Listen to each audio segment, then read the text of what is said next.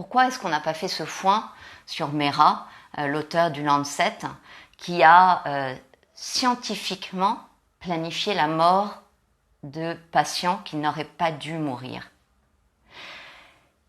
Je m'explique.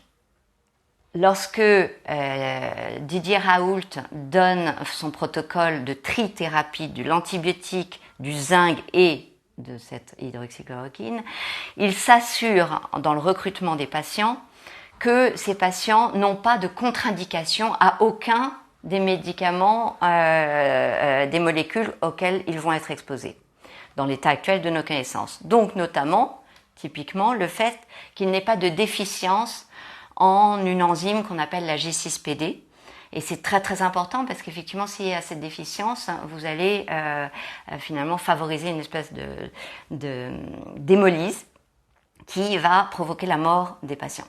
Lorsque vous prenez l'étude de Mehra, vous apercevez que, il donne des doses qui sont totalement déraisonnables et en dehors de toute proportion de ce qui avait été fait jusqu'à présent. Et deuxièmement, qu'il n'apprend aucune précaution des personnes à qui il l'administre. C'est une faute déontologique majeure. Alors, plutôt, au lieu de fustiger Didier Raoult, dont les résultats de l'étude sont là, qui montrent que finalement, il a plutôt aidé et sauvé des vies plutôt que